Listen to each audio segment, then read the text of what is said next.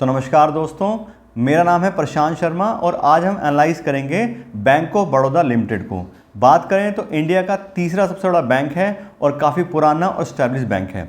और आज की इस वीडियो में पूरा इसका फंडामेंटल एनालिसिस करेंगे, बैंक के सारे इंपॉर्टेंट की रेशियोज देखेंगे और साथ साथ बैंक का पुराना पिछले 5 साल का हम पूरा रिकॉर्ड भी चेक करेंगे, फाइनेंशियल रिकॉर्ड, जिससे बैंक के बारे में अच्छे से नॉलेज मिल सके। और अगर हम अपना पैसा इस बैंक में इन्वेस्ट करना चाह रहे हैं या हमने अपना पैसा ऑलरेडी इन्वेस्ट किया हुआ है तो हमारे फर्दर इन्वेस्टमेंट डिसीजन में हम इस वीडियो की इस डिटेल्स की हेल्प ले सकें।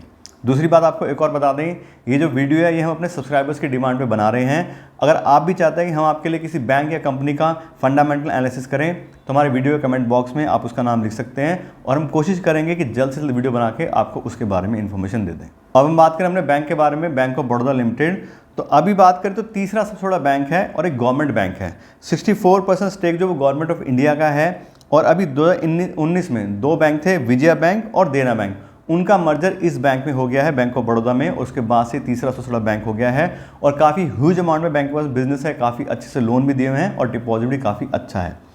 अब बात करें बैंक के ब्रांच नेटवर्क की तो काफ़ी अच्छे से डिस्ट्रीब्यूटेड ब्रांचेस हैं, सारे रूरल एरिया में, अर्बन एरिया में, सब जगह बैंक की ब्रांचेस हैं और इंडिया के बाहर भी बिजनेस है, वहाँ भी ब्रांचेस हैं। बात करें तो इंडिया के अंदर जो ब्रांचेस है वो 8,214 ब्रांचेस इंडिया के अंदर हैं, 94 ब्रांचेस ओवरसीज़ में दूसरे देशों में भी हैं और 11,475 ATM भी बैंक होल्ड करता है।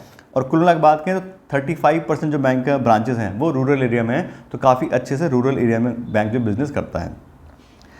अभी जो ब्रांचेस है बैंक की, पहले 5,500 ब्रांचेस थी और 2022 में जब ये सारा का सारा अमलगमेशन हुआ तब बैंक की ब्रांचेस 8,214 हो गई, जिसमें विजया बैंक और देना बैंक की ब्रांचेस सारी जो है मर्ज हो गई थी। उसके बात करें बैंक के करंट बिजनेस डिटेल की या बिजनेस प्रोफाइल की, तो अभी जो फाइनेंशियल क्वार्टर के जो रिजल्ट आए थे, थर्ड क्वार्टर के जो रिजल्ट आए फाइनेंशियल 2024 के, उसके हिसाब से देखें तो अभी काफ़ी अच्छा बैंक के पास डिपॉजिट वगैरह सब चीज़ें हैं। यहाँ देखें तो जो डोमेस्टिक डिपॉजिट है, जो इंडिया से बैंक ने पैसा जमा कर रखा है लोगों का, वो है 10,67,000 करोड़। और जो इंटरनेशनल डिपॉजिट है वो बैंक के पास में 1,77,929 करोड़ के। और टोटल या ग्लोबल डिपॉजिट की बात करें तो 12,45,300 करोड़ का काफ़ी ह्यूज अमाउंट में बैंक के पास पैसा है जो लोगों ने उसके पास जमा कराया हुआ है। ऐसी बात करें लोन या एडवांसेस की तो 10,49,327 करोड़ का काफ़ी ह्यूज अमाउंट बैंक ने लोन भी दिया हुआ है। तो इन दोनों को मिला के बात करें तो टोटल जो बैंक का बिजनेस है वो 22,94,627 करोड़ का है। जब हम बात की थी तीसरा सबसे बड़ा बैंक है तो इसलिए काफ़ी बड़े बड़े नंबर हैं, काफ़ी ज़्यादा बड़ा बैंक है। यहाँ पे देखें तो बिजनेस हमें दिखाई दे रहा है। उसके बाद ये जो बिजनेस डिटेल है इसके नीचे आप देखो तो फाइनेंशियल परफॉर्मेंस दिया हुआ है, जो 9 मंथ के डेटा के आप देखें तो अभी जो 9 मंथ का डेटा आया बैंक का, उसमें बैंक का जो नेट इंटरेस्ट मार्जिन है वो 10% से इंक्रीज़ हुआ है, ऑपरेटिंग प्रॉफिट 22% से इंक्रीज़ हुआ है, नेट प्रॉफिट काफ़ी अच्छे 38% से इंक्रीज़ हुआ है। तो काफ़ी अच्छे से देखें तो बैंक के प्रॉफिट में ग्रोथ यहाँ पे आ रही है पिछले 1 साल के मुकाबले। उसके बाद बात करें बैंक की एसेट क्वालिटी की, तो बैंक के जो ग्रॉस NPA हैं वो अभी आए हैं 3.08% के, पहले से कम हुए हैं। पिछले साल ये 4.53% थे। तो ईयर एंड बेस पे देखें तो बैंक ने अपने NPAs को कंट्रोल करा है। ऐसी बात करें नेट NPA की तो ये भी कम हुए पिछले साल के मुकाबले, अभी आ रहे हैं 0.7%, जबकि पिछले साल जो पिछले 9 मंथ का जो डेटा आया था उसमें 0.99% थे। तो देखिए तो बैंक ने अपनी एसेट क्वालिटी इंप्रूव करी है, अपने NPAs वगैरह को काफ़ी अच्छे से यहाँ पे कंट्रोल करके रखा हुआ है। उसके बाद करें कैपिटल एडिक्वेसी रेशो की तो ये भी बैंक का काफ़ी अच्छा आ रहा है, 14.72% का। 12% का मिनिमम होता है, उससे ज़्यादा बैंक को रखना ही रखना होता है RBI गाइडलाइन के हिसाब से। तो 14.72% का काफ़ी अच्छा है। आप देखें तो कैपिटल एडिक्वेसी रेशो है, हाँ पिछले साल से कम थोड़ा सा हुआ है 14.93, लेकिन जैसे जैसे बैंक ज़्यादा लोन दे जाता है उसकी कैपिटल मार्केट में जाती है तो उसका कैपिटल एडिक्वेसी रेशो कम हो जाता है।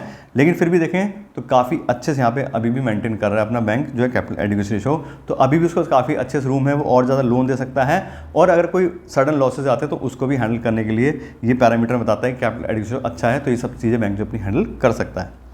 उसके बाद करें नेट इंटरेस्ट मार्जिन की तो 3.1% का अच्छा इंटरेस्ट मार्जिन है, क्योंकि बड़ा बैंक है तो कॉर्पोरेट लोन ज़्यादा होते हैं, रूरल एरिया में ज़्यादा काम करता है बैंक, तो वहाँ पे क्या है, वैसे बात करें तो प्राइवेट बैंक के मुकाबले सरकारी bank come rate of interest पे लोन देते हैं और उस वजह से उनका जो मार्जिन होता है वो इसी रेंज में आता है। तो 3-3.25% के आसपास ही लगभग सारे ही गवर्नमेंट बैंक्स का यहाँ पे देखें तो मार्जिन रहता है। तो उस हिसाब से देखें तो इसका भी काफ़ी अच्छा मार्जिन है। और कॉर्पोरेट लोन की बात की थी तो उसमें भी ज़्यादा अमाउंट में लोन जाता है तो वो भी बार्गेन करते हैं, तो वहाँ पर भी कम रेट ऑफ इंटरेस्ट पे ये बैंक लोन ऑफर करते हैं। तो इसलिए जो इंटरेस्ट मार्जिन है वो गवर्नमेंट के बैंक की बात की जाती है तो 3-3.25% के आसपास रहता था। उस हिसाब देखें तो इस बैंक का भी अच्छा ही इंटरेस्ट मार्जिन है।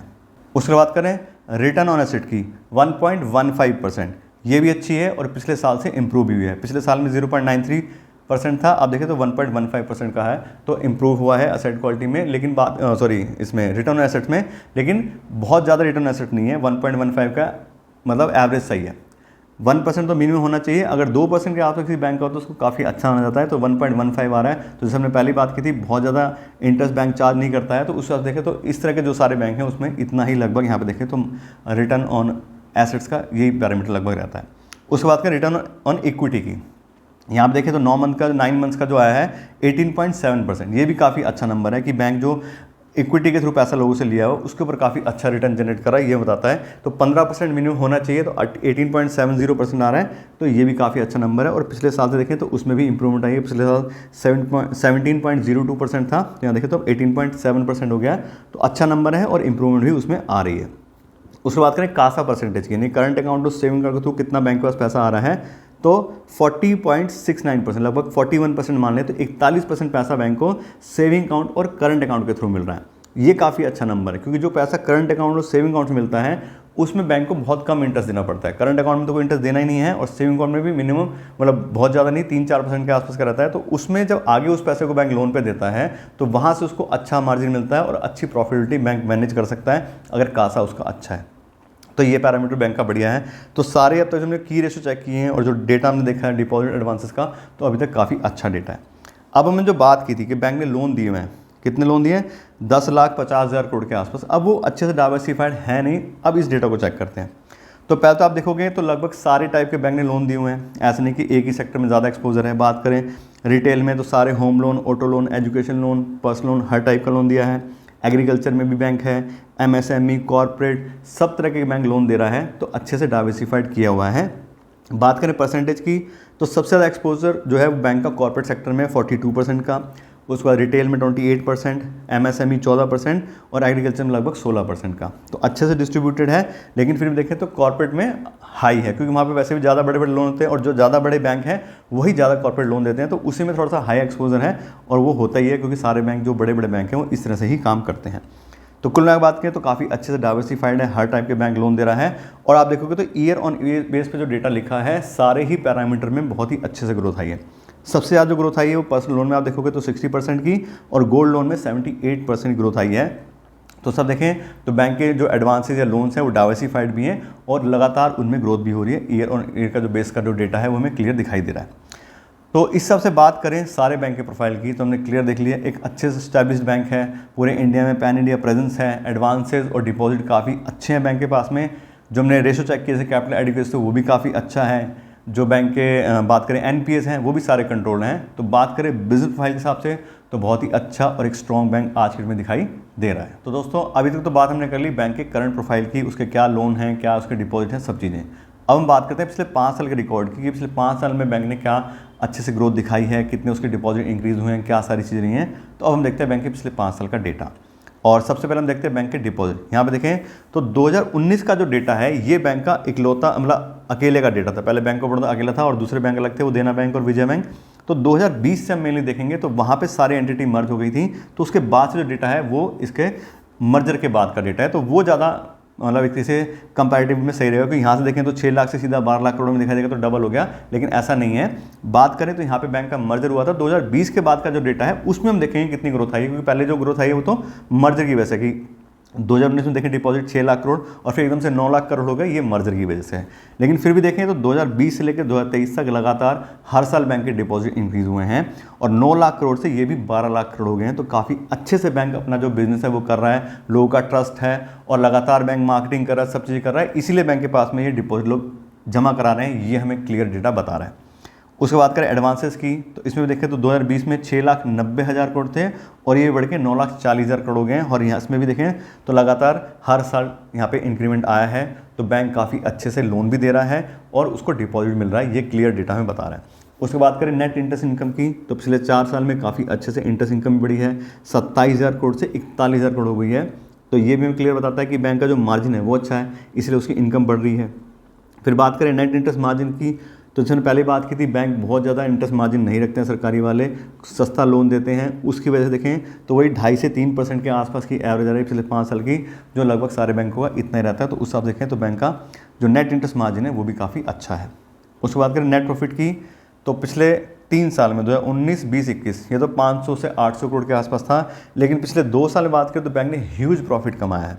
2022 में 7,272 करोड़ और 2023 में 14,110 करोड़। तो एक तरह से बैंक वापस से फॉर्म में आ गया है। जो मर्जर के बाद में सारी चीज़ें थी, खर्चे वर्चे जो होते सब हो गए हैं और अब काफ़ी अच्छे से बैंक में प्रॉफिटेबिलिटी आ रही है।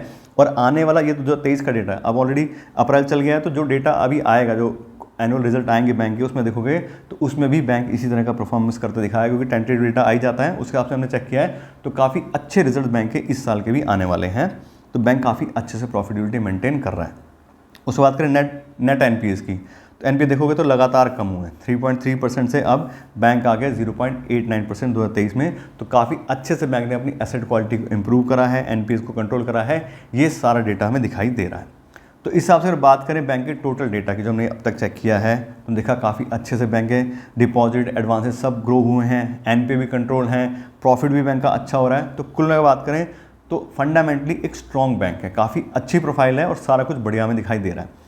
तो उस हिसाब से हम बात करें तो क्लियर हमें दिखाई दे रहा है कि अगर हम अपना इन्वेस्टमेंट करना चाह रहे हैं तो एक बहुत अच्छा ऑप्शन हमारे पास इस बैंक में इन्वेस्टमेंट के देख सकते हैं। और अगर हमने ऑलरेडी अपना पैसा इन्वेस्ट किया है तो भी कोई दिक्कत नहीं, बिल्कुल इन्वेस्टेड रहिए, आने वाले टाइम में और अच्छे से ग्रोथ इसमें हो सकती है। लेकिन फिर बात है कि ये हमारा ओपिनियन है, आप अपना होमवर्क कीजिए, अपने साथ डिसाइड कीजिए कि आपको इसमें क्या करना है, क्या नहीं करना है, इन्वेस्टमेंट करना है या फिर एग्जिट करना है। हमारी तरफ से कोई रिकमेंडेशन नहीं है, ये जो भी आपको सारी बातें बताई हैं सिर्फ एजुकेशन पर्पस से हैं, क्योंकि सारी गाइडलाइंस हमें भी फॉलो करनी पड़ती है सेबी की तरफ से, क्योंकि हम लोग रजिस्टर्ड नहीं है सेबी के साथ में। उसके अलावा बात करें बैंक के शेयर प्राइस की, तो आज के में जो बैंक का शेयर प्राइस चल रहा है वो आ रहा है 282 रुपीज़ का। और बात करें तो पिछले 6 महीने में 40% की ग्रोथ बैंक के शेयर प्राइस में आई है। नवंबर 2023 में बात करें तो 200 रुपये के आसपास का शेयर था और पिछले 6 महीने में ये 282 हो गया। तो 40% काफ़ी अच्छी ग्रोथ आई है। तो जिन लोगों ने ऑलरेडी इन्वेस्ट किया है उनको काफ़ी अच्छा रिटर्न ये बैंक दे चुका है। और जैसे मैंने बात की थी, आने वाले टाइम में भी अच्छे से यहाँ पे ग्रोथ दिखाई दे रही है, तो चांसेस हैं कि और अच्छे से यहाँ पे ग्रोथ भी आ जाएगी। फिर हम बात करें कि भी हमें अब इसमें इन्वेस्टमेंट कितने अमाउंट का करना है, क्या करना है, तो हमेशा बात करते हैं कि डाइवर्सिफाइड हमें पोर्टफोलियो रखना है। अच्छा इन्वेस्टमेंट है ठीक है, लेकिन फिर भी हम लिमिटेड अमाउंट अपने टोटल पोर्टफोलियो का एक कंपनी का ज़्यादा 5% या 7% इन्वेस्ट करेंगे तो सही रहेगा। अगर वो अच्छी निकलेगी तो भी अच्छा है, अगर वो ख़राब होगी तो हमारा बहुत ज़्यादा लॉस नहीं होगा। तो उस तरह से हम डाइवर्सिफाइड रखेंगे चीज़ों को, तो हम अच्छे से अपना फाइनेंशियल जर्नी जो है वो कर पाएंगे। तो इस तरह से बात करें तो बैंक ऑफ बड़ौदा के बारे में आपको डिटेल नॉलेज दे दी है। आशा करते हैं आपको वीडियो अच्छी लगी होगी। आपने इस वीडियो को देखने के लिए और मुझे इतना समय दिया उसके लिए आपका बहुत बहुत धन्यवाद।